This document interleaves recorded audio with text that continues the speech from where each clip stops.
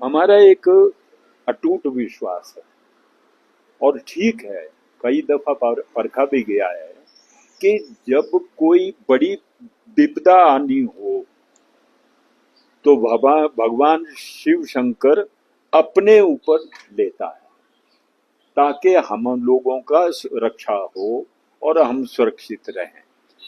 जब जब ऐसी विपदा आती है तो उस तब भगवान वो जो जो बीज है वो मंदिर पर पड़ती है और पिंडी पर भी पड़ती है, ये पड़ती है।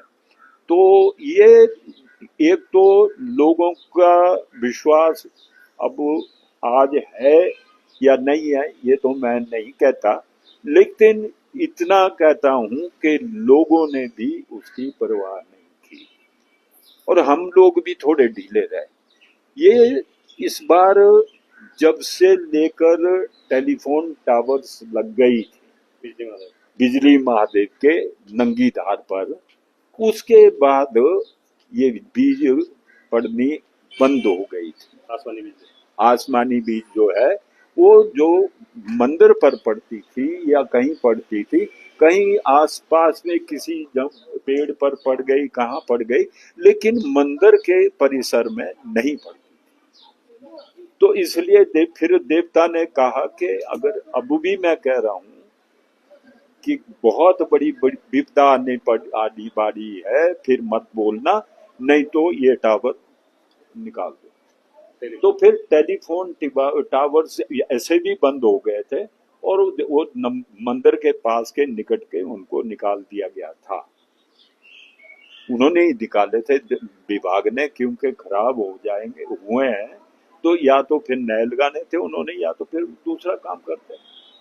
तो उसी अंतराल में बीज पड़ी और इस बीज पड़ने का समय भी दिन का रहा और दो आदमी दर्शन के लिए भी खड़े थे, पता नहीं कौन थे, और फिर एक पुजारी अकेला।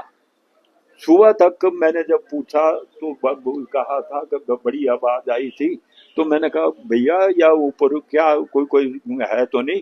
बोला नहीं नहीं जी कुछ नहीं है।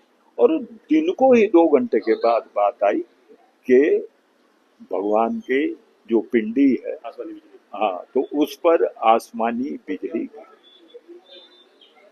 और वो सबसे पहले देखने वाले तो वो दो ही लड़के थे अंदर, क्योंकि पुजारी बाहर पूजा का पानी फेंकने गया बाहर से। उन्होंने कहा जी अंदर आओ, तो देखा तो वो ऐसी रपचड़ हो गई और बुरी तरह से पड़ी थी।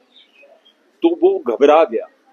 घबराने के बाद वो उसने अपने पिताजी को बोला, फोन किया कि भाई मेरे से संभल नहीं रहा है, ये इस प्रकार से 2 फाड़ हुई है और ये संभालना मुश्किल है, तो आप जल्दी आइए। फिर उसके लिए फिर उन्होंने कहा भाई तू क्या बोल रहा है? बोला मैं सच कह रहा हूँ कि हमने पहले भी बीज पड़ती देखी है, मैं आपके साथ काम करता हूँ, मेरे बस का रोग नहीं, ये इतने बड़े बड़े टुकड़े हैं। तो फिर वो आया, तो जब वो आया तो तब उन्होंने मिलकर दोनों ने जोर लगाकर जोड़ दिया और फिर 11 दिन में जुड़ गए। और ये बात सिद्ध है कि भाई ये ना जाने क्या ऐसी आपदा आने वाली थी कि जो देवता ने इसको रोक लिया और अपने ऊपर ले लिया। जब जब इतना भक्तों को संकट आता है तो देवता उस वक्त फिर अपना ही जो शिवलिंग है उसको उसके ऊपर ही उसका असर पड़ता है। तो ये अभी ये प्रत्यक्ष हुआ है। और पीछे की भी एक बात है कि जो इसके कंकड़ कई दफा दूर दूर भी पड़ जाते हैं। पीछे गिरु राम पुजारी था, इनके दादा जो आज के पुजारी हैं उनका दादा या परदादा जो गिरु नाम से था, बहुत चतुर था, उसके टाइम में भी बीज पड़ी थी और एक कंकर उसमें मक्खन लग गया, वो बाहर पड़ा था, वो कौवे से ने उठाकर घोड़दौड़ पंचा दिया था और देवता ठीक नहीं हो रहा था, क्योंकि जब तक एक भी कंकर नहीं वो जुड़ेगा तब तक वो पूरा नहीं होता।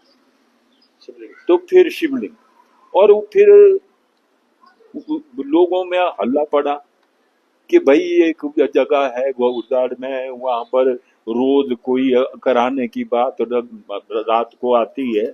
तो फिर गिरु पुजारी तक जब बात पहुंची तो उसको लगा कि क्यों मैं देखूं कि मैं देखता हूं कि कहाँ पर वहां जाकर जो जो गणपति का मंदिर है उसकी जगह पर अगर ऐसा हो रहा है तो कहीं कुछ वहीं से तो नहीं बात है। तो वहां गया वो। फिर जब रात को सोया और रात को उसको भी वो कराने की आवाज आई तो उसने उसको ढूंढा और वो उसको मक्खन लगा हुआ पीस मिला, उसको उठा के लाया, तब वो जोड़ा, तब शिवलिंग पूरा हुआ था। ये अभी हमने हमारी देखी नहीं है, पर बिल्कुल गिरु नामक आदमी हुआ है और ऐसा हुआ है, ये बात है। तो इसलिए ये तो पता नहीं क्या होना था और रक्षा हो गई। और कितने सालों के? ये 10-15 साल तक तो मैं देख रहा था नहीं हुई थी। और पिछली बार जो हुई थी तो एक बार एक महात्मा अंदर बैठे थे और सुखराम जी ने उस वक्त अंदर मंदिर में बिजली की तारें फिट करवा दी थी, लाइट की। तो वो महात्मा भी बैठा था और पुजारी जो था वो इससे पहले, वो तो इनकी देखी बात भी है कि पुजारी ने कहा कि महात्मा जी तू उठ जाए यहाँ से, ये बीज गिरी तो तेरा भी कहीं पता नहीं लगेगा, आप आज बड़ा खतरा है, यहाँ नहीं सो। उसने कहा कि हम नहीं जाते, हम बैठे रहे। तो उसने कहा भाई तेरी मर्जी, नहीं जाना तो ना बैठा रहे।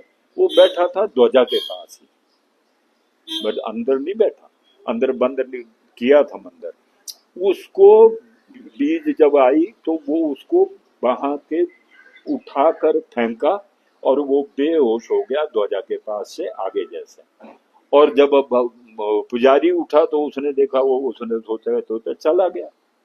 तो फिर बड़ी मुश्किल से वो उसको होश आई और ठीक हुआ, वो कोई हत्या नहीं हुई।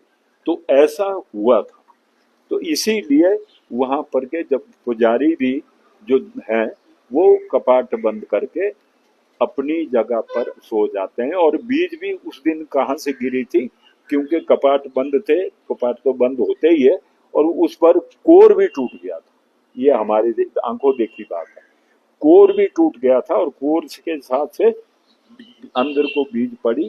दुनीचंद कारदार थे उस वक्त, ये कारदार नहीं थे, इनके पिताजी कारदार या दादा लगते होंगे, दुनीचंद कारदार।